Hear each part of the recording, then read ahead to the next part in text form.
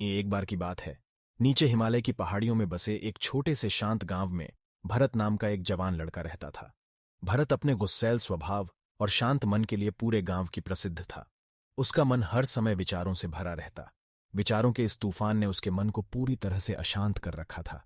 शांति तो जैसे उसके जीवन से गायब हो गई थी। वह हर समय अपने विचारों में खोया रहता और एक तनावपूर्ण जीवन जी रहा था। अपने अशांत मन और गुस्सैल स्वभाव की वजह से उसके घरवालों और गांव के लोगों से भी उसके संबंध अच्छे नहीं थे, जिस वजह से मैं खुद को और भी ज्यादा अकेला अपमानित महसूस करता और भी ज्यादा मानसिक तनाव की स्थिति में चला जाता। वन दिन की बात है। भरत अपने गांव के बाहर की गलियों में टहल रहा था कि तभी उसका सामना एक बौद्ध भिक्षु से हुआ, जो कि एक पेड़ के नीचे ध्यान की अवस्था में बैठे हुए थे। बौद्ध भिक्षु के चेहरे से एक निर्मल शांति की आफत झलक रही थी। इस असीम शांति नहीं भरत को बौद्ध भिक्षु की ओर आकर्षित किए। जब भरत बौद्ध भिक्षु के निकट पहुंचा तो उसने उनके चारों तरफ एक सकारात्मक ऊर्जा का अनुभव किया। भरत को यह महसूस हुआ कि इस अद्भुत शांति और हसीन सकारात्मक ऊर्जा का स्रोत कहीं ना कहीं बौद्ध भिक्षु के भीतर ही है। इसीलिए वह वहीं बैठकर उनकी आंख खुलने का इंतजार करने लगा। थोड़ी देर बाद जब बौद्ध भिक्षु ने अपनी आंखें खोलीं तो उन्होंने अपने सामने एक जवान लड़के को बैठक पाया, जो कि काफी तनाव और नकारात्मक भावनाओं से भरा हुआ लग रहा था। भरी नजरों से देखा और बड़े सम्मानपूर्वक का मेरा मन बहुत अशांत है, मेरे मन के विचार मुझे खाए जा रही है, मैं एक क्षण के लिए भी शांति कौन हो नहीं कर पा रहा हूँ। क्या आप मुझे सिखा सकते हैं कि मैं अपने इस अशांत मन को शांत कैसे कर सकता हूँ? बौद्ध भिक्षु ने भारत के दर्द को समझते हुए उसकी ओर दया भरी नजरों से देखा और कहा, मेरे प्यारे बच्चे, मैं तुम्हें एक कहानी सुनाना चाहता हूँ। इस कहानी में मानसिक शांति और खुशहाली के रहस्य छुपे हुए हैं। क्या तुम इस कहानी को सुनना चाहोगे? भरत नेहा में अपना सिर हिला दिया और पूरी एकाग्रता के साथ कहानी सुनने को तैयार हो गया।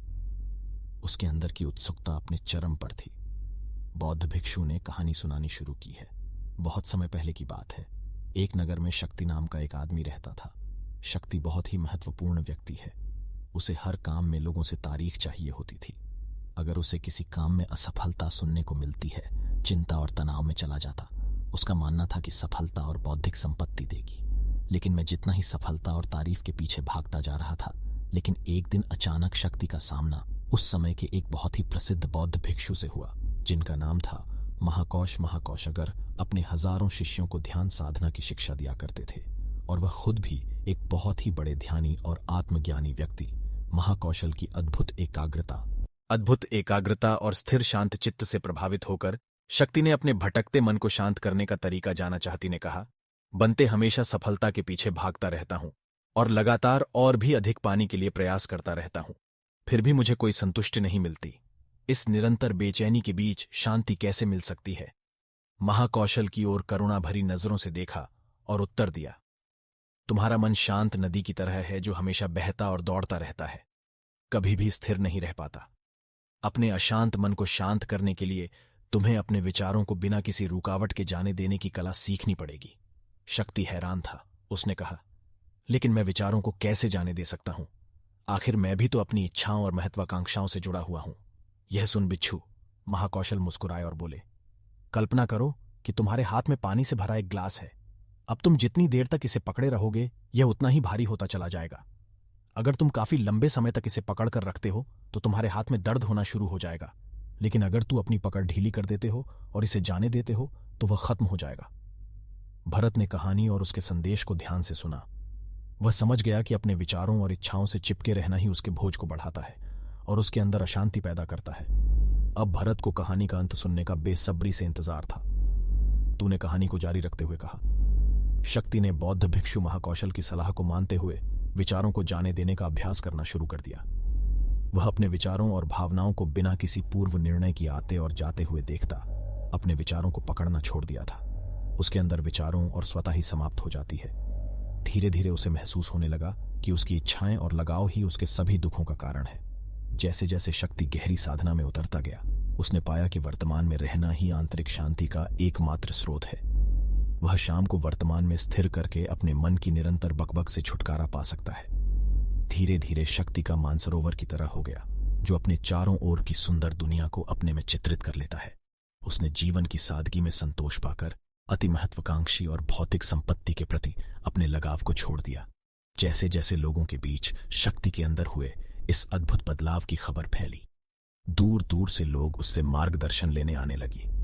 लोगों को विचारों को मुक्त करने की कला सिखाकर और स्वयं के भीतर शांति पाने का मार्गदर्शन देकर लोगों के बीच शांति और ज्ञान का प्रकाश स्तंभ हो गया। दोस्तों, मैं यहां पर आपको एक relevant audio book free comment करूंगा जिसका नाम है the mindful beware clear mind, जिसे आप हिंदी में भी सुन सकते हैं, जो ऑडियो बुक हमें जिंदगी को माइंडफुल तरीके से जीना सिखाती है और साथ ही यह भी बताती है कि हमारा माइंड कैसे काम करता है। माइंड कैसे काम करता है और हम कैसे खुद को बेवजह की चिंता और तनाव से बाहर रखकर एक हैप्पी और फुलफिलिंग लाइफ जी सकते हैं। और जिन्हें कुपोषण के बारे में नहीं पता, यह इंडिया का सबसे बड़ा ऑडियो सुपरहिट फॉर्म है, जहां पर 2.5 मिलियन से भी ज्यादा एक्टिव पैड सब्सक्राइबर्स हैं, जो कि हर दिन 1.5 लाख घंटे से भी ज्यादा कर कंटेंट को सैंपल सुनते हैं। और इसमें हर महीने बेल्ट 100 घंटों का न्यू कॉन्टेंट भी अपलोड कर दिया जाता है। साथ ही उसका यूजर इंटरफेस एंड फीचर्स भी इजी टू यूज है। ऑडियो सोच को सुनते हुए उनके नोट बना सकते हैं और सोते समय ऑडियो सुनने के लिए इस फीचर का यूज कर सकते हैं। इस प्लेटफॉर्म का मंथली सब्सक्रिप्शन पड़ता है Rs19 का, लेकिन अगर आप यूज करते हैं कूपन मौत हो गई। भारत के अंदर इस कहानी का अर्थ गहराई से बैठकर की ओर देखा। उसकी आंखों में दिखाई पड़ रही थी। भरत ने धीमी आवाज में फिर एक प्रश्न किए, मुन्नी बाई, मुझे इस कहानी में ज्ञान दिखाई पड़ा, लेकिन मैं इस कहानी की शिक्षा को अपने जीवन में कैसे लागू कर सकता हूं? मैं अपने अशांत मन को कैसे शांत कर सकता हूं? भारत के इस ईमानदारी भरे प्रश्न पर बौद्ध भिक्षु गर्मजोशी से मुस्कुराए और फिर बोले, अशांत मन को शांत करने का प्रयास आत्म जागरूकता से शुरू होता है। अपने अंदर उठने वाले विचारों को देखने के लिए हर दिन कुछ समय निकालो। वह भावनाएं जो तुम्हारे मन को तेजी करती हैं, उन पर ध्यान दो। देखो कि वह कैसे आते हैं और आकाश में गुजरने वाले बादलों की तरह चले जाते हैं। भरत ने अपनी आंखें बंद कर लीं और बौद्ध भिक्षु के बताए अनुसार अपने विचारों का अवलोकन करना शुरू कर दिया। जैसे ही उसने अपने अंदर घुसने वाले विचारों पर ध्यान देना शुरू किया, उसे महसूस हुआ कि उसके भीतर चिंताओं, निर्णय हो और इच्छाओं की निरंतर धारा बह रही है। केवल इस एहसास नहीं, उसे एक अद्भुत शांति का एहसास करवाया। उसे यह भी एहसास हुआ कि मैं इन सभी विचारों और भावनाओं से अलग है।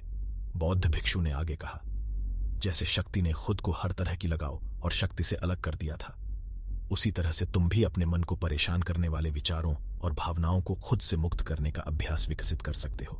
जैसे ही विचार उठे, उन्हें बिना किसी पूर्व निर्णय के स्वीकार करो और फिर धीरे धीरे उन्हें जाने दो और वर्तमान क्षण पर अपना ध्यान केंद्रित करो। लेकिन भारत ने बीच में ही रोकते हुए कहा, क्या होगा अगर विचार और भावनाएं इतनी मजबूत है कि वह बनी रहे और मन को छोड़ने से इनकार कर दें? बौद्ध भिक्षुओं ने भरत की बात पर सहमति जताते हुए सिर हिलाया और कहा, ऐसे कई मौके आएंगे जब तुम्हारे मन में विचारों का बवंडर चल रहा होगा। जब तुम्हारा मन तुम्हारी बिल्कुल भी नहीं सुनेगा, तो ऐसे समय में तुम्हें अपनी सांसों की ताकत पर विश्वास रखना होगा। बौद्ध भिक्षु ने एक बार फिर भारत को अपनी आंखें बंद करके अपने पेट के फूलने और अपने को महसूस करते हुए अपनी सांसों पर ध्यान केंद्रित करने के लिए कहा। बौद्ध भिक्षुओं ने समझाते हुए कहा, जब भी तुम्हारा मन उत्तेजित और अशांत हो तो तुरंत अपनी सांसों पर लौट आओ। सांसों के निमित्त गति तुरंत वर्तमान के क्षणों में वापस खींच लाएगी और शांति का एहसास करवाएगी। कुछ देर तक के निर्देशानुसार अपनी आती जाती सांसों पर ध्यान केंद्रित करने का प्रयास किया। इस छोटे से अभ्यास ने उसे अपने मन की शांति और स्थिरता का अनुभव करवाया। उसे समझ आ गया, ये सांसें तो हमेशा उसके साथ थी, जो वर्तमान क्षण की निरंतर याद दिलाती है और शांति प्रदान करती है।